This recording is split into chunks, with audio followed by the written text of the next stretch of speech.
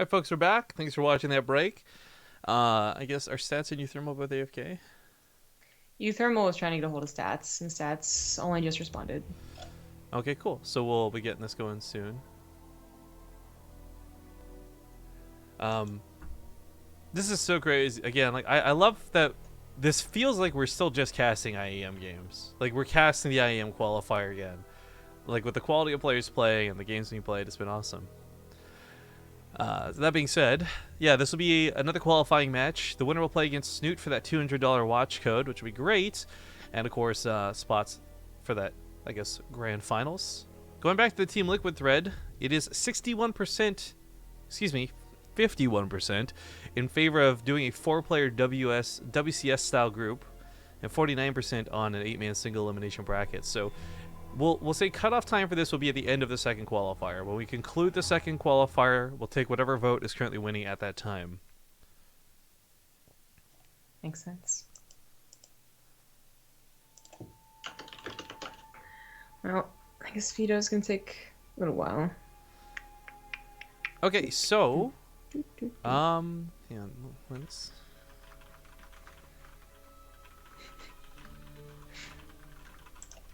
Ooh, I have a story. What are you doing? Well, before you tell the story, just a bit of an update. So, because you guys bought watches today, the next qualifier we do, they're gonna be giving out discount codes, like not discount codes, but like $50 codes, like redeemable on the website.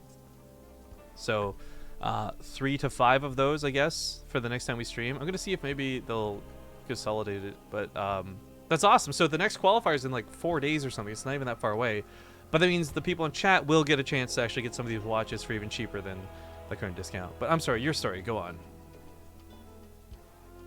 Oh yeah, so I got to try Octopus today, Ugh. which gets more interesting. Trust me, guys. Hang on, So before you, like, are we talking like when you see those little bowls and it's like a full octopus, or is it like you just tried like a leg thingy or what? no, so it wasn't a full octopus, but it was octopus that was just killed as you ordered it, basically. Ugh.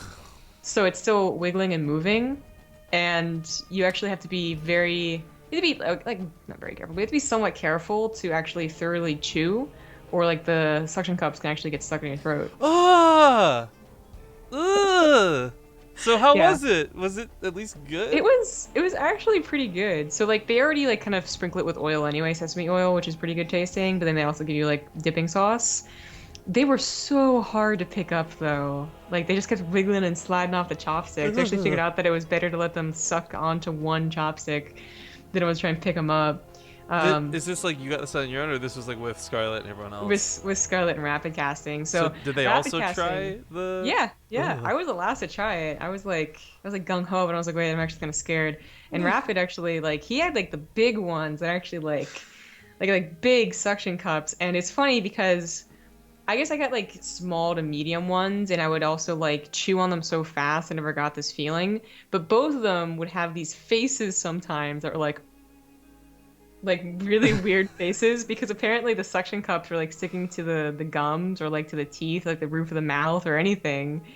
And because they're like so wiggly too, like the fear of accidentally swallowing it, I guess, and like getting it stuck is kind of there. This is just such like I. For those who don't know, I'm not a fan of seafood in the first place, but I'm even like less of a fan of like like octopus and squid and squirmy things. Like ugh.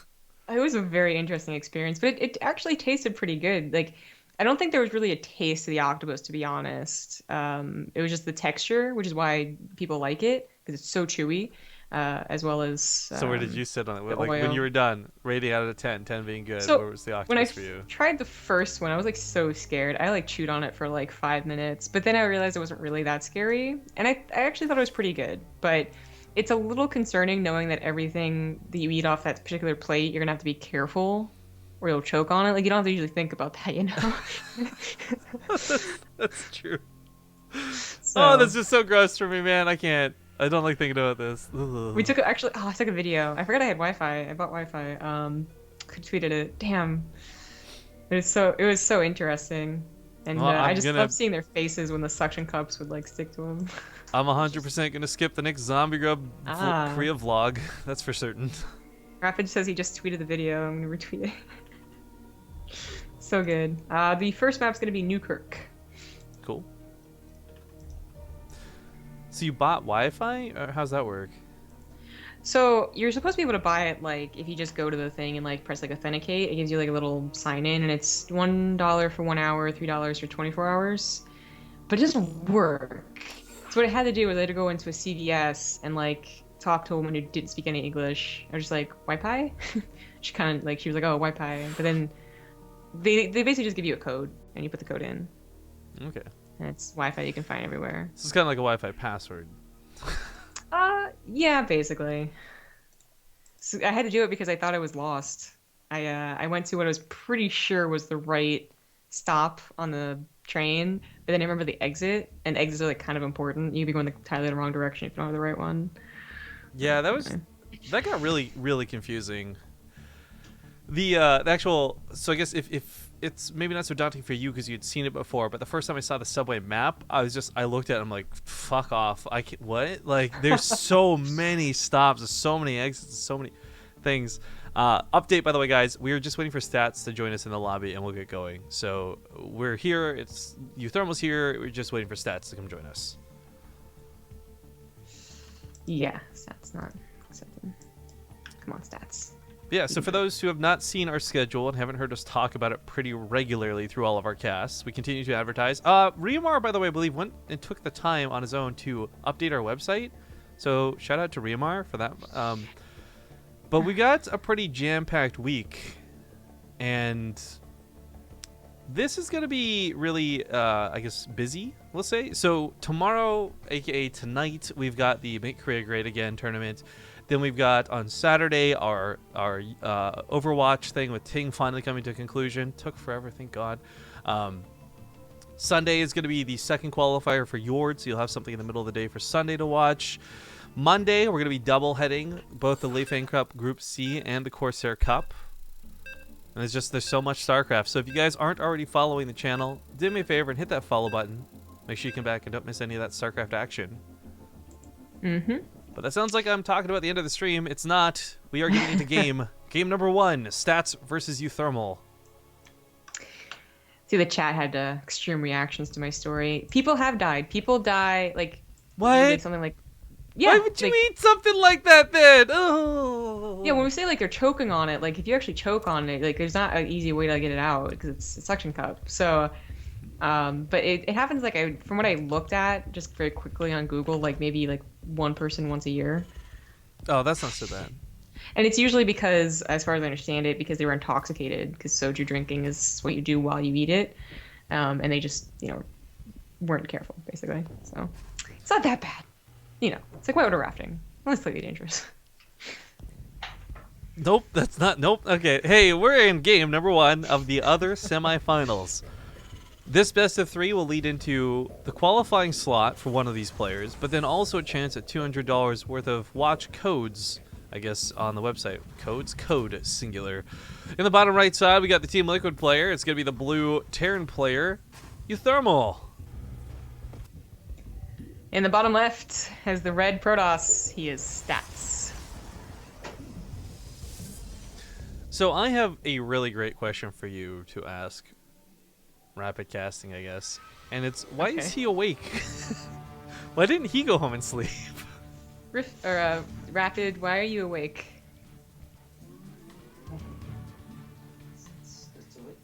It's awake time, he says. Oh, okay. That's... there's no arguing that point. He just... Didn't you sleep over yesterday, too? Is there even a couch there to crash on? Like, what does he do? Oh God, no! I'm not even drunk. Oh no! I In the chair. Okay, so that double donated the sound effect, and that kind of ruined it. But thank you to Saint fucking Nick for the $10 donation. It says Happy Christmas, bitches. Oh, I don't feel like I should be swearing that much, but thank you very much, old Chris Kringle. Napacom for the 21-month sub as well, just before the game started. Thank you so much. Well, a bit of a interesting opener out of uThermal, prioritizing that reactor. It's going to get a lot of Marines out. Probably just go for a Widowmine drop and keep it safe, I would imagine. Yeah. So, Yeah, best of three in front of us right here. uThermal had a really good series, I would say, against Mana. Like, Mana had some, really close moments of winning. Maybe I saw some people like really judging his decision making in the last game on Whirlwind, but it was still a fun game. But uThermal looks as strong as ever. His multitasking, his drops. What's always blown me away about uThermal ever since he really controlled his aggression, so like 6 months ago, is that he almost always seems to do something with the Widowmine drop, which really has been the hallmark of a really good player for a long time, as long as the Widowmine drop has existed, basically. So that's, oh my god, how long has it been now? 4 years? Well, it's interesting because I hadn't thought about that until just this moment, but you're right. Like, a lot of the times we'll actually see the Widowmine not even get a chance to burrow. It'll get picked up. It'll get shut down. It'll get one probe kill and then demolished. And uThermal always finds the way to get just that little bit extra out of it. So that's actually a good point. Good job. Yeah, thank you. I love making good points, but it's also that he decides to usually have more. I don't know if he usually does, but sometimes has like more than one medevac going around, and that's where he really gets to highlight his micro. Right. Well, I actually really like when he does the note, like he doesn't do like the one Widowmine drop at the start. He saves them up and gets like the 3 Widowmine drop that catches people off guard later. Seems to be kind of what he's gearing up for here. You know, defensively 2, third one comes out, times out with that medevac, drop 3 in the main while Marines are in the natural. That sort of jazz can catch people off guard. Mm-hmm. Well, that's the first drop. First drop, yeah, doesn't usually do too much, but I can sometimes surprise even the best of Protosses. I mean, again, giving Protoss a little bit of credit here, they are pretty, like, fickle, unsteady race, since they don't have a lot of units to work with very quickly. They depth's gonna change that, of course, in Legacy of the Void, but it still holds pretty true. So if they're in a position, they can take a lot of damage. But this is such a usual drop that really shouldn't be the case, and even a limited number of units here ends up scaring uThermal away. He probably could have sniped the unit, but I think he really wants to focus more on distraction and utilizing the medevac later. It's not that, like a big part of this was keeping everything here on his toes. Like, he doesn't want to kill anything out of stats necessarily, but he definitely wants all eyes off the main base. So the overcharge comes down over here. Unfortunately, uThermal's not doing a great job of distracting. Stalkers are waiting to intercept the second medevac, and he's still going to go with it. Yeah. That wasn't quite enough to tear down the medevac, and the Widowmines are guaranteed to get some burrowed, right? Leaves the 1, picks up the other 2. That's so dangerous on a very low medevac. It really is. Meanwhile, unloading in the natural base with these Marines, the overcharge goes off on this side, and well, he might not kill much. Hell, killing the assimilator still wouldn't be too bad, as long as it's for free. Backside of this medevac unloads one of the Widowmines. Is Stats paying attention? Stats is paying attention. I feel at some point he is going to mess up, though. A little bit happening here. He loses the Stalker. Unless he just didn't want to use another poison overcharge. I guess that might have been the reason. I would love if he actually killed that assimilator, but while this goes on, he unloads another Widowmine. 8 kills now with those probes. Not too shabby out of uThermal. Now this being said, it's going to get cleaned up, but this went to really quick Colossus. This wasn't like Stats taking steps to get there. Like, this was just straight up quick Colossus. And uThermal got to scout this pretty obviously with that medevac, so question for me is, what does he do? Emphasis on Marauders, emphasis on tanks. Obviously, you can't afford to do the double starports just yet for Vikings, but he's going to have to address that Colossus some way, somehow. I do remember this being a very popular way to play on Newkirk back in the day, back in PvT. I remember so many more TVTs in this map for whatever reason, but I do recall the faster Colossus into a pretty aggressive attack into that third and natural. So dealing with Colossus is definitely an important aspect of this game, even if it's not going to go into like super late like Deathball Colossus army. Because once you have like 2 or 3 Colossus and they don't really have the army to concave or Vikings, you can kind of control the map, even if it looks a little bit dangerous. Blink Stalkers don't quite catch the Liberator, but it's not really in a position to do much of anything, unfortunately. Right side of the map, tanks starting to move out with those Marines. Third command center going to lift over. He's just going to secure the location for the time being. Tanks can do that pretty well early on. And again, even with Colossus out, the tanks outrange the Colossus pretty significantly, so you can take this position. Yeah. It's a little obnoxious because, again, those force fields can come down, and then if you think, okay, I'll just lift the third and come back later, they kind of push you into your ramp and just get you to stay there. Rather being a very common problem. Let's see if it even happens. I mean, Stats, you're not going to push out with only 1 Colossus. It's pretty hard to push out with only 2 Colossus, although technically possible because stim isn't done. It's dangerous, and it's always a chance that they're going to be continuing to drop and harass with liberators that you need to deal with. Yeah. So I'm sure this is a little bit of a trolley question, but I'm going to try and answer this seriously. The Human Life says, "Why would Koreans come to EU just to play this? LOL." On one part of it, if you guys might not actually believe this. This isn't me just tooting our own horn. BaseTradeTV actually has a bit of a name in Korea. Like, the Koreans know who we are, and they also know that we pay tournament pricing out and all this. There's actually quite a, I'm not sure if respect's the right word, but we're respectable in the Korean community, I guess. Followed up by the fact that a lot of these guys are probably just looking for some extra exposure or just some extra food money. You know, being off Kespa team, the off seasons. It's time to just kind of be free and do what you like. Run wild, naked, down the streets, playing BaseTradeTV events. For some of them, it's a freedom experience, and for some of them, it's probably a pressure experience. Like, really trying to get as much money, as much practice, as much. Well, I think for a lot of them, you look at Solar. Solar immediately, he made a tweet that he's looking for a team, and within like an hour, he announces there's got a new team coming. And a lot of that has to do is he's really popular amongst the foreign scene. He's got a huge foreign audience, and I think sponsors know that. Zest, fantastic player. The guy doesn't speak a lick of English and has no way to interact with his fans. I actually don't think he's got as much value as Solar in that particular regard. I'm not trying to weigh them against each other. They're very different people, blah, blah, blah. But I think for these guys to start playing in whether it's weekly events or bigger events, just foreign events, it's going to be great for them. Bridge that audience gap. Word I was looking for was visibility. Yeah, I was going to talk about Solar too after that. So that's a pretty perfect example. One of my drops have been doing some pretty consistent damage, by the way. I don't think... Wait, can you thermal snipe that? No. No? Yes? He's going to go for it. Looks like he might just have the damage for it. He brings the Marines forward one at a time. His micro's actually extending his reach here as the Colossus would have just AoE'd everything down. Base snipe was pretty nice, but it did cost him a lot of bio. Yeah.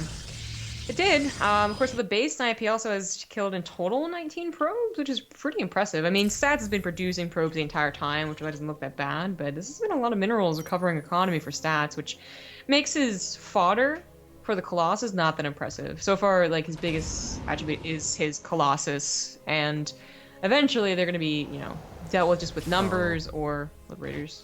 Well, we are actually at this point of the game. We've seen this happen before. Very, very low medevac count. He's starting to reproduce some now, but because he had started producing a lot of Liberators and was contemplating even moving on to Vikings at this point, it's not going to be that much in the air. And if you lose all those medevacs, that bio does lose a lot of its power. It's not necessarily about dropping, but we got the 4 Widowmine drop, trying not to get caught. Completely shut down, though. Nice catch out of Stats. Yeah. No, this is a very, very tiny drop. But again, just a couple of kills here and there. Does want to save the medevac for exactly the point you just made, and I don't know how much else going on in this game other than like uThermal getting these tiny little leads here and there. In fact, he's almost already done on this 4th base, which is nice considering that Stats' 4th base was invested instead into a replacement 3rd. There's his 4th now. uThermal even has a bit ahead of upgrades, like 20 seconds ahead on both. Looks like it's not very big, but he's pushing now, so it might just be an important factor to this battle. No medevacs whatsoever. It's quite good. The Liberals take a moment to siege up. That's a bit unfortunate. They lost some damage with that. They got about 1 or 2 air volleys off against the Colossus, still dealing damage. These leapfrogging tanks aren't that dangerous. There's only really 2 of them. It really comes down to these Liberators, and as long as the tanks can keep the Stalkers from blinking underneath and picking them off, then that's more than enough. That's true. Just that Stats didn't have much army to protect his Colossus until he combined all together. But even still, he's down 40 army supply, and he's still down in workers. There's a couple more probes that go down. uThermal's only problem right now is his medevacs. Otherwise, his army, especially with a good concave, should have this base at the very least, if not the game. Unrelated sponsor shout out. Jesse's joining us in chat. Take Jesse, what up, man? How you been? How you do? Jensoon was looking for you earlier. He wants another match apparently. While this goes on, by the way, uThermal did get a double drop at the main. Marines got the probe line. Stats has been so focused on the siege line, he left a lot of openings. uThermal was able to take advantage of it. There was an attempt at a counterattack across the map, but the Adepts didn't get to do jack squat, and Stats is in a possibly losing situation right now. In fact, like, it would take uThermal, like, move commanding into the Colossus to lose this game, but he still, like, might. I was going to say, the only risk here is that his bio gets overstimmed and the Colossus just, like, wipe him out super quickly. Because I don't think the ground army of stats is gonna hold up. I wonder specifically how much damage these Widow Mines have done, by the way. Like, 41 kills is nice, 41 kills is good, but I honestly like over half of that's from those Widow Mines. Yeah.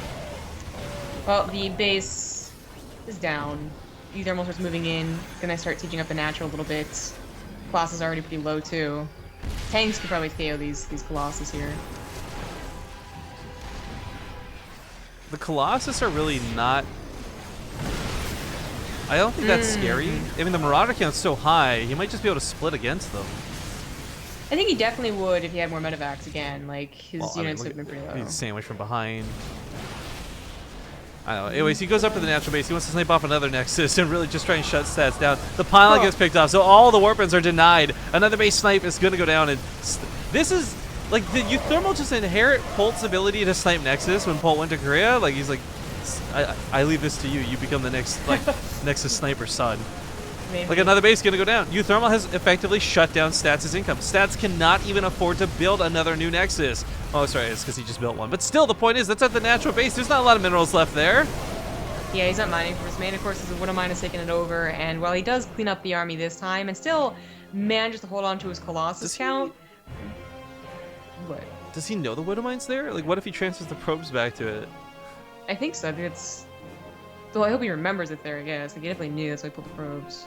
Yeah. I'll keep it selected. We'll see if he gets a bunch of kills in a moment or two. As Stats comes across the map for a desperate last attack, there really isn't a lot of options for him. Between the Widow Mines and the Marauders protecting the Liberators, there's not enough Stalkers to take out the air. No, that's definitely the problem. uThermal would have to just not siege his Liberators to mess this up. Yeah, that's going to be the game.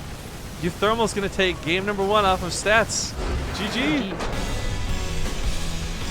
I mean, there are some arguments to be made. Oh, it's lag in the European server and Stats is cross-server at lead and all this stuff. Sure, absolutely.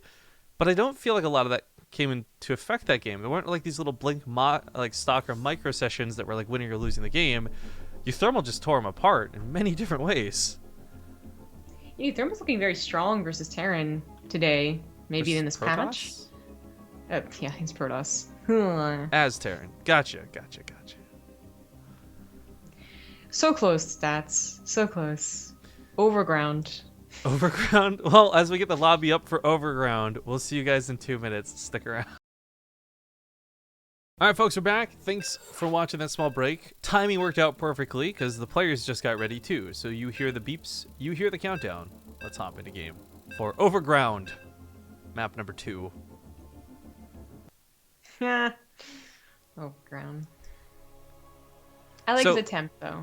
He tried. Again, well, Ting doesn't have anything to do with this. I guess we should shout out that January, we have officially locked it down, guys. We'll have dates announced soon and all that, but January is going to be Ting Season 3. Qualifiers kicking up and all that, so hype! We got so much good stuff going on through all of December, and then January looks even better. So more awesome StarCraft to come. So if you guys like Ting or you're curious what the hell it is, Jesse in chat's got to ask. But of course, this tournament is sponsored by Yord. Make sure to check out woodwatches.com/base. Down here, guys.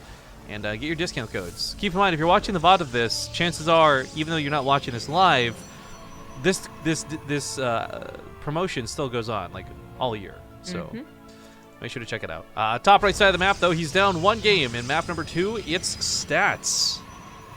Is it that time of the year when you can say end of the year and it's like a month? Oh, I hate that.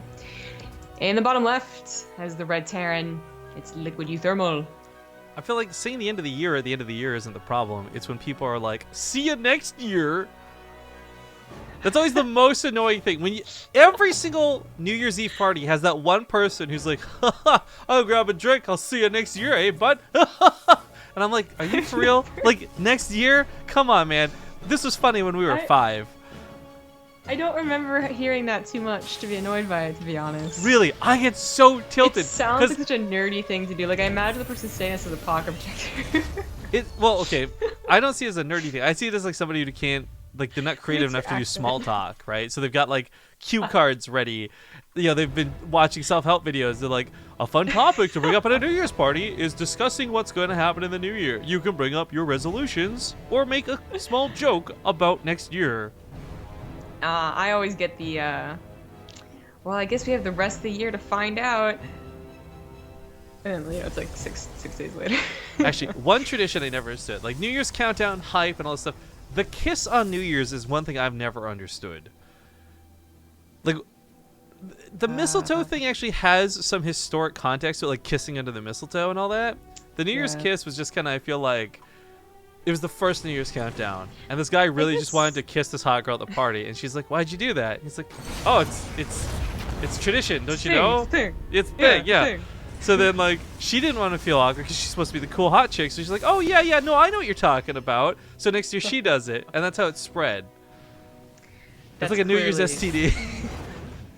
Oh Jesus! That's standard tradition, dog. I agree, but I never really knew that was a tradition until I watched shows basically that had New Year's in it. Friends. Though. So like, just say Friends. Yeah, we know you're talking about Friends. It's Friends, guys. It's Friends. No, but like only mass media has like taught me that was a thing. I've never, well, I guess I've never gone to a New Year's party, so.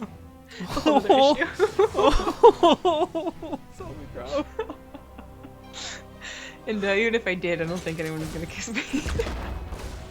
Oh, now it's getting real sad. I think somebody would totally kiss you, man. Don't be. I think the one time I went to a New Year's party with like friends and not just like family was when I was probably like in like sophomore year, and I was nope, I was not getting kissed. Trust me. By the way, Smokey the Bandit asks if the super exciting thing that we haven't revealed yet is Ting Season 3. No, because we've been talking about Ting Season 3 for like 3 months now. We talked about it before BlizzCon. The super exciting thing that we're waiting to reveal might have something to do with why Zombie Grub's casting its Scarlet Test right now. I don't know. What? I'm not saying for sure, but just maybe. I don't know. Maybe. This is like the worst kept secret next to us going to Korea for the Alima League. You guys, we're going somewhere. I'm not saying it's not Korea, but... It's Korea. Wait. Yeah. Oh, what has happened in this game while we were chit-chatting? Honestly, not much. uThermal opened with the Reaper and didn't go for like the Widowmine version of his playstyle. Instead, really heavy on the Marines and a faster stim. So as the attack commences, maybe he catches Stats off guard. We've actually seen this Blitz move be devastating. The fact that Stats is going for a Phoenix right now does not bode well. Yeah, he... Okay, what exactly is he expecting? Oh yeah, he hasn't scouted since... you know, the first barracks basically came down, so that's absolutely a big problem. Cause he's probably thinking it's another Widowmine drop, which in that case, like Phoenix's limited number of units is fine with, but that would have hit a couple seconds or like a minute earlier, wouldn't it have? I don't know, but it is gonna be scary dealing with Stim Marines with what is not too many units and units that can be sniped too. At least he got the medevacs early and it wasn't like surprised by a drop. Man, I'm really mad. I'm just gonna assume everyone's trolling. People are saying that, like, TLO's even saying he's never heard that joke before. Like, are you real? That can't be true. Like, I've only non-stop heard that joke every New Year's party, literally. Like, I just can't. I don't know how. I don't know. I've been successfully trolled. I'm not trolling. I'm not. You got me too, Zombie Grub. Good job. Haha. You must hang out with a bunch of socially awkward nerds looking at their little notebook and their pocket protector. Go-to jokes. The self-help book. Attending party for dummies. All right, as the Adepts get chased back, they get super duper wrecked, which is a big problem. Again, the Phoenix cannot fight this head on. They can only do it with the Adepts. As you join some reinforcements, it becomes a little bit more manageable. The overcharge goes off absolutely out of paranoia. I don't know. There was nothing left at that point. The medevacs are getting low. It's kind of scary if you were to lose these to the Phoenix. The tank's a little bit scary too. It might get picked up. But with so many Marines and with Stim going, he's picking off these units, and uThermal pushes in with some aggression. Yeah. Oh, I don't know. Oh, the Mothership Core. Enough of this. Oh, nope, bye. I want to see latency for stats because of the overcharge being so delayed and the Mothership Core being in the middle of nowhere, but like that was awkward. That can't be. I don't know what that was. Tank sets up, he's going to shoot the pylon, but there's no overcharge. He should know it. He killed the Mothership Core after all. He might even kill the Nexus before the Mothership Core comes out. He's shooting the Assimilator instead. Yeah, if you're shooting the Nexus, yeah. GG. That's it? Oh, the foreigners kill all the Koreans! What the hell, man? So this is great, by the way. This means uThermal and Snoot are qualified for the grand finals. So that's already fantastic. But now they're going to play a best of 3 to get up to 200. Well, not up to. They'll get a $200 code for the website to order a watch, either as a gift for somebody else or for themselves, or what have you. I do hope to see Stats play later tonight in our Make Korea Great Again tournament. I'm gonna actually ask him. Oh, he already went offline. Sad face. All right, well, uThermal and Snoot gonna come up for the grand finals, guys. This should be a good one. It's still only best of 3. Maybe we should have made it best of 5. It is what it is. We'll see you in a couple of minutes while we get this set up. Actually, before we do, again, the reminder here that we do have a lot of stuff coming up. We're also at the end of contracts for a lot of our sponsors. And while we do have some really cool promotions, like with Yord and other things going on, again, you're going to start seeing some of these logos disappear, but it's not a permanent thing. It's just like a negotiations thing. So I keep bringing this up because I already know somebody's waiting. They're like sitting there, refreshing, waiting for like the G2A logo to go away to be like, Rifkin finally saw the error in his ways, or the Corsair logo to disappear and be like, Rifkin pissed off Corsair, kill him, cancer. Like, so anyways, again, I'm gonna keep bringing that up because it is negotiation season. And anyways, with that being said, we'll see you in 2 minutes.